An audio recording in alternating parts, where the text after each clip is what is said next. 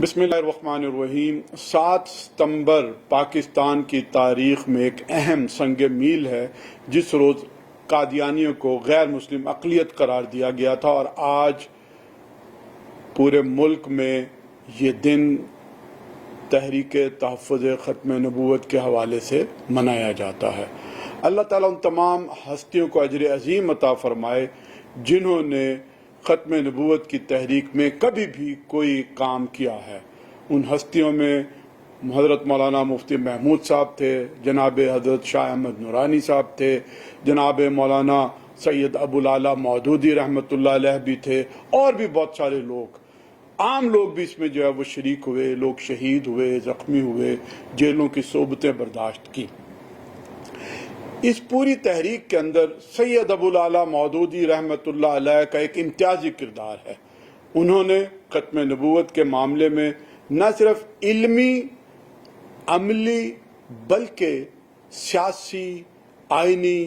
اور قانونی مورچوں پر بھی زبردست کام کیا ہے۔ اگر مولانا مودودی رحمۃ اللہ علیہ کی اس پوری کارنامے کو سمجھنا ہو تو ان کی جو محبت رسول ہے، اطاعت رسول ہے، جو فکر ہے، جو ان کی کئی کتابوں کے اندر بکھری پڑی ہے۔ سیرت سرور عالم 3 جلدوں کے اندر یہ کتاب موجود ہے، اور اس کے علاوہ بھی جگہ جگہ ان کی یہ ساری چیزیں ہمیں پڑھنے کو ملتی ہیں۔ سید ابو العلا مودودی محبت رسول میں، حرمت رسول میں، جانسائی رسول میں کس قدر حساس تھے کہ آپ اس واقعے سے اندازہ کریں کہ 1926 میں جب سید کی عمر 23 برس تھی تو ہندوستان کے اندر ایک پنڈت کالی چرن شرما نے ایک ایسی کتاب لکھی جس سے مسلمانوں کی دل آزاری ہوئی، پورے ہندوستان میں احتجاج ہوا، اور بالآخر انگریز حکومت کو اعلان کرنا پڑا کہ ہم اس مصنف کے اوپر مقدمہ قائم کریں گے۔ عدالتی کارروائی آگرے میں شروع ہوئی۔ سید ابو العلا مودودی نے اس عدالتی کارروائی میں حصہ لیا، وہ خود اس عدالت کے اندر پہنچے، شہادت دی،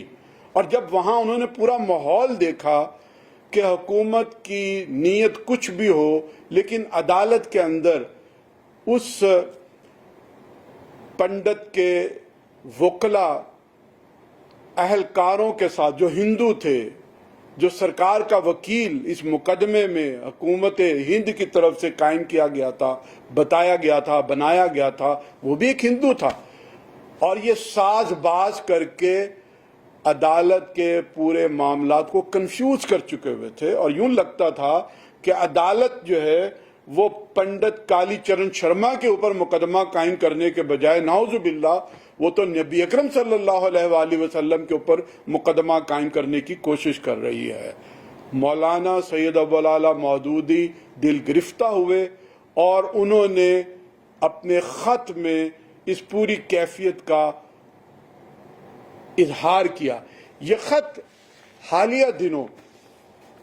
مولانا غلام رسول مہر صاحب کی ذاتی مکتبے سے ان کے برخوردار نے ہمیں فراہم کیا ہے۔ میں اس خط کا ایک حصہ آپ کے سامنے پڑھنے کی کوشش کرتا ہوں کہ جس سے آپ کو اندازہ ہوگا۔ مولانا نے پوری اس عدالتی کارروائی کا تجزیہ کرتے ہوئے یہ لکھا ہے اس خط کے آخر میں: اس حالت کا علاج میری سمجھ میں اس کے سوا اور کچھ نہیں آتا کہ ہم توہین عدالت کے قانون سے بالکل بے خوف ہو کر صفائی کے ساتھ عدالت کے اس طرز عمل کے خلاف احتجاج کریں۔ انگریز کا قانون، انگریز کی حکمرانی، اور مولانا مودودی اس عدالت کے خلاف احتجاج کی بات کرتے ہیں، اور آگے لکھتے ہیں، اور صاف صاف اعلان کر دیں کہ اگر اس بےہودہ طرز عمل کی اصلاح نہ کی گئی تو نہ کوئی مسلمان گواہی دینے کے لیے تیار ہوگا، اور نہ اخبارات میں اس عدالت کو نکتہ چینی سے بالاتر سمجھیں گے۔ اور وہ آگے لکھتے ہیں کہ ایک متفقہ آواز سے حکومت پر اثر ڈالنے کی کوشش کرنی چاہیے، ضرورت ہے کہ اس معاملے پر جلد سے جلد آواز بلند کی جائے۔ جیسے میں نے عرض کیا کہ سید ابو العلا مودودی اس عدالتی کارروائی سے دل گرفتہ ہوئے اور پھر انہوں نے ایک سال ہی کے اندر اس پنڈت کالی چرن شرما کے مقابلے میں ایک کتاب لکھی، الجہاد فی الاسلام۔ جو اعتراضات اٹھائے گئے تھے کہ اسلام تلوار کے زور پر پھیلا ہے اور سیرت محمد صلی اللہ علیہ وآلہ وسلم پر جس طرح کی گفتگویں وہاں پر کی گئی تھیں، ایک برس کے اندر انہوں نے ایک مارکۃ الآراء، جبکہ ان کی عمر اس وقت 24 برس تھی، یہ کتاب جس کی تعریف اس دور کے اندر تمام مسلمان اکابرین نے کی، خود علامہ اقبال نے اس کتاب کو دیکھ کر تحسین کی گئی۔ مولانا مودودی رحمۃ اللہ علیہ کا ایک اور کارنامہ بھی ہے کہ انہوں نے پاکستان میں ان تمام لوگوں کا توڑ کیا ہے جو یہ سمجھتے ہیں کہ احادیث کی اتنی اہمیت نہیں ہے اور احادیث ہمارے لیے قابل نمونہ یا قابل عمل نہیں ہے اور بس قرآن ہی ہمارے لیے کافی ہے۔ سید ابو العلا مودودی رحمۃ اللہ علیہ نے سنت کی آئینی حیثیت ایک بہترین کتاب ان تمام لوگوں کا منہ توڑ جواب دیا اور بالکل دو ٹوک طریقے سے واضح کر دیا کہ سنت صرف ایک شخص ہی کے لیے نہیں بلکہ ایک قوم، ایک ملک اور آئین کے لیے بھی ایک ایسی حیثیت رکھتی ہے کہ جس کے خلاف ہم کوئی اور قانون سازی نہیں کر سکتے۔ اس کے ساتھ ساتھ ابھی قدرت کو مولانا مودودی کا ایک اور امتحان بھی مقصود تھا اور وہ امتحان جانثاری رسول کہ وہ کس طرح سے فداکاری کا ثبوت فراہم کرتے ہیں۔ اور یہ بات ہے 28 مارچ 1953 کی، جب سید ابو العلا مودودی کو گرفتار کیا گیا۔ 1 مہینہ اور 7 دن لاہور کے شاہی قلعے میں انہیں تفتیش کے عمل سے گزارا گیا اور 3 مئی کو جب گورنر جنرل غلام محمد لاہور پہنچے تو حکومت نے اعلان کیا کہ مولانا مودودی پر مقدمہ چلایا جائے گا قادیانی مسئلہ لکھنے کے اوپر۔ قادیانی مسئلہ اور قادیانی پرابلم، اردو اور انگریزی میں مولانا مودودی کے وہ 2 کتابچے جو اس وقت تحریر کیے گئے اور جس کے اوپر پھر فوجی عدالت میں ایک چارج شیٹ دیتے ہوئے ان کے خلاف مقدمہ قائم کر دیا گیا۔ اور یہ مقدمہ جو فوجی عدالت کے اندر میجر شوکت سلطان نے فرد جرم اس کتاب کے حوالے سے پیش کی، اور یہ صرف اور صرف یہ مقدمہ 5 مئی سے لے کر 9 مئی تک، گویا صرف 4 دنوں میں یہ مقدمے کی کارروائی ختم کر دی گئی۔ اور 11 مئی کو اس فوجی عدالت کے سربراہ میجر اے جیلانی نے کیمپ جیل میں پہنچ کر مولانا مودودی کو مخاطب کرتے ہوئے انہیں موت کی سزا سنائی، اور ان کے دیگر ساتھی جو وہاں پر موجود تھے جنہوں نے اس کتابچے کو پرنٹ کیا تھا، پبلش کیا تھا، انہیں بھی کچھ قید کی سزائیں سنائیں۔ اور سزا سناتے وقت اس میجر نے بڑی رعونت کے ساتھ یہ کہا کہ اگرچہ فوجی عدالت کی سزاؤں کے خلاف کوئی اپیل نہیں ہو سکتی، لیکن مولانا مودودی کو 7 دن کی مہلت دی جا سکتی ہے کہ وہ کمانڈر ان چیف سے رحم کی اپیل کر سکتے ہیں۔ مولانا مودودی نے اس میجر کی طرف دیکھتے ہوئے یہ کہا کہ مجھے کسی سے کوئی رحم کی اپیل نہیں کرنی، میں یہ سمجھتا ہوں کہ زندگی اور موت کے فیصلے زمین پر نہیں آسمان پر ہوتے ہیں، اور اگر آسمان میں میری موت کا فیصلہ ہو چکا ہے تو دنیا کی کوئی طاقت مجھے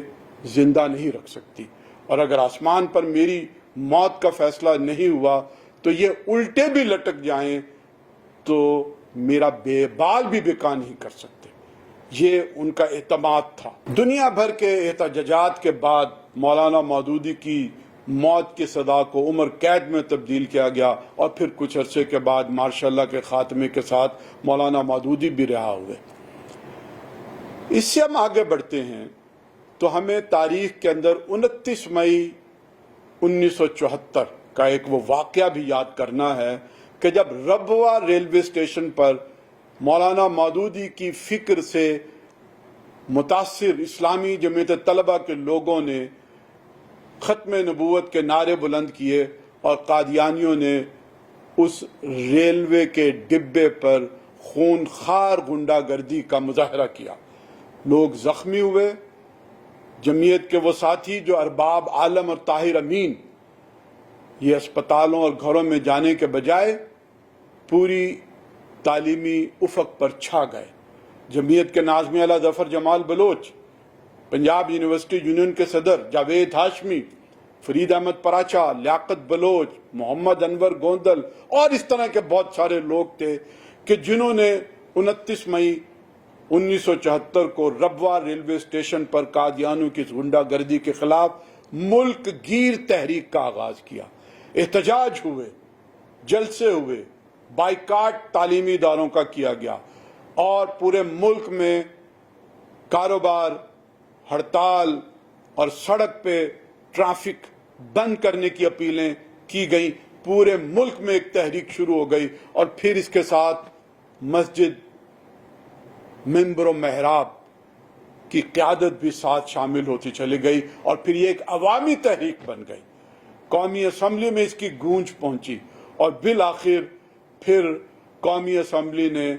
قادیانیوں کو غیر مسلم اقلیت قرار دیا اور 7 ستمبر کو یہ فیصلہ آیا جو پاکستان کی ہی نہیں امت مسلمہ کی تاریخ کا ایک سنہرا باب بن گیا ہے۔ اللہ تعالیٰ ان تمام لوگوں پر رحمتیں اور برکتیں نازل کرے کہ جنہوں نے ختم نبوت کی اس تحریک میں محبت رسول، اطاعت رسول اور حرمت رسول کے لیے جو قربانیاں اور جدوجہد کی ہیں، ان سب کو سلام عقیدت۔